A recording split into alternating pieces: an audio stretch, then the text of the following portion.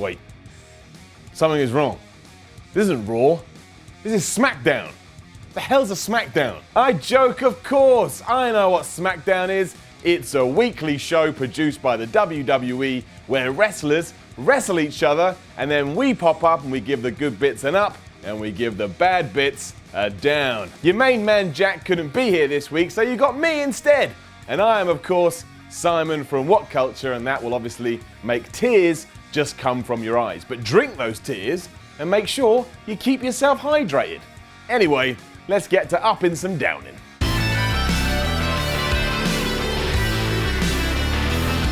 SmackDown started with new WWE Champion Bray Wyatt swandering his way to the ring and declaring himself as the man. It was to the point, it was light on the usual Wyatt babble, and overall, I thoroughly enjoyed it. That gets it up. It got better too, because this party was eventually crashed by John Cena and AJ Styles, who are both like, hey man, I deserve a title rematch, because they both deserve a title rematch. Then Daniel Bryan came out and told us, you know what? We're going to have a three-way for the title at the end of the show. Well, that is just spiffing. While this is how WWE has started every show they've done for the last 572 years, all this here made SmackDown feel really big and really special, which is how I like all my TV programs to feel. Lovely. As was the match they had as well. 14 minutes of non-stop action with three guys who know just in the hell what they're doing, and they probably watched the women's main event from last night on Raw and went, well, that was pretty good, we got to top that. And it was all awesome. The real question comes in the form of whether or not Bray Wyatt is a babyface, or whether Bray Wyatt is a heel. I mean, not only did he win this match here convincingly, but before it, he was attacked by Luke Harper, so he had to overcome that. And he was thrown through a table by AJ Styles, so he had to overcome that. And then he won the match by pinning John Cena, the man that he pinned at Elimination Chamber. So right now, Bray Wyatt's like the strongest booked dude in the world. I won't complain though. This is exactly what Bray has needed for the last few years, and straight away, he looks like an absolute monster. Can't be that guy. He'll kick your ass. The worry, of course, is that all this is only being done so he can lose to Randy Orton at WrestleMania 33, and that makes Randy Orton's win look even better. And that makes me sad. But we're going to see how it goes, and overall, it's an up. And let's go 3 for 3 with the ups, because WWE nailed it again when Randy Orton came out to confront his supposed WrestleMania opponent. We all know that Orton is eventually going to stick it to Bray, but WWE are taking their time, and that continued on SmackDown. Orton came out and pledged allegiance to his master. He even got down on his knees and kind of gave him a little bow while Bray stood there with a giant smile on his face, like your bearded uncle at Christmas. It was a great way to end the show and very much painted a picture of two men united. But that just means when it does all go down, it's gonna feel even better still. And I slap my hand to get the point across. And then Orton can be all like, dude, I got rid of all the other Wyatts. Aren't I clever, you little sly devil? SmackDown's tag team division has been suffering for a little while, and at the moment, it's probably worse than it ever has been. That gets an instant down. American Alpha are a great team, as are the other teams on SmackDown.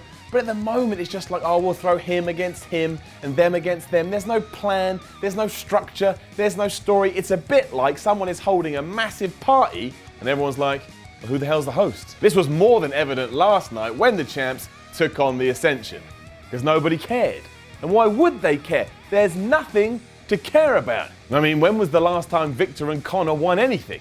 You probably weren't even born. So if you were out there thinking, ooh, maybe they could win, well, that was just silly. You shouldn't have thought that. In short, we need storylines and we need structure. And we need it ASAP. Otherwise, whoosh, could go down even further. Right, I'm in two worlds about this, because on one hand, I do very much enjoy Becky Lynch versus Mickie James, because they're two good wrestlers and they know what they're doing.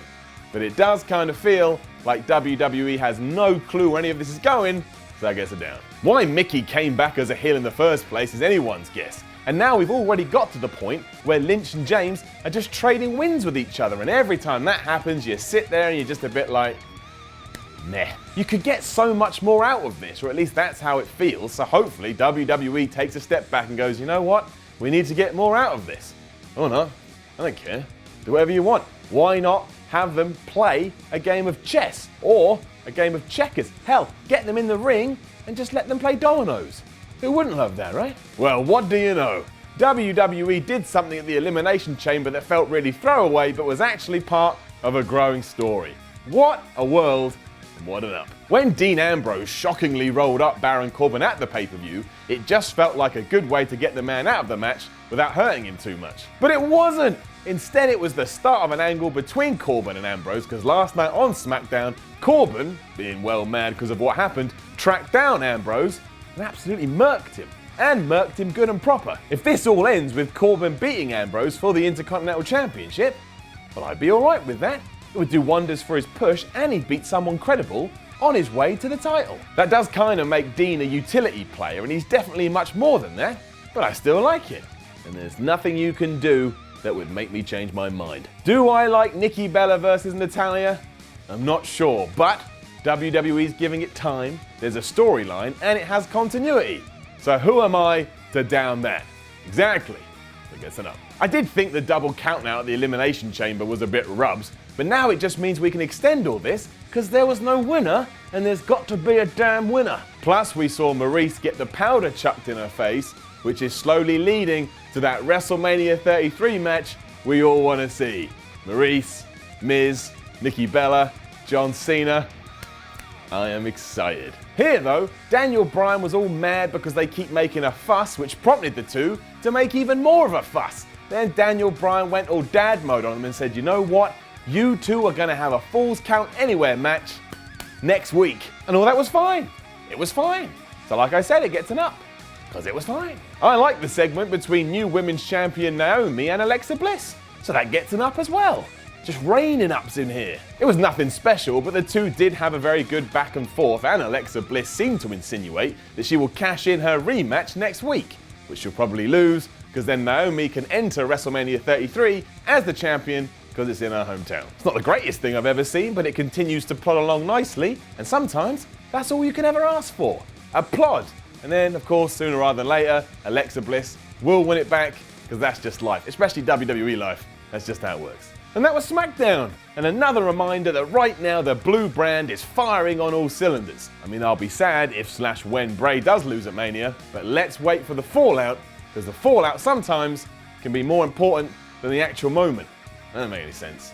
You know what I mean. Now, don't forget to leave a comment below and let us know what you thought about SmackDown, and then like, share, and subscribe. Then go to WhatCulture.com and read the article this whole show was based on, and you can even come follow me on Twitter at SimonMiller316. Oh, and by the way, Ben, I saw what you did yesterday, and I saw your impression of me. It was very funny. I laughed a lot. I'm coming after you, pal. Coming after you. We're never going to stop doing magazines called wrestling. It's time for issue 4, the first magazine of 2017. To celebrate, we're looking back on the wrestling year that was, including end-of-year awards for best and worst matches of 2016, best and worst wrestlers of 2016, best and worst feuds, and many more. Also, a gigantic career retrospective on AJ Styles, Dixie Carter's crimes against wrestling, and how WWE should have booked the road to WrestleMania 2016, written by this sexual Catherine Wheel. As ever, the magazine is available now to order at shop.whatculture.com. For the love of God, buy it.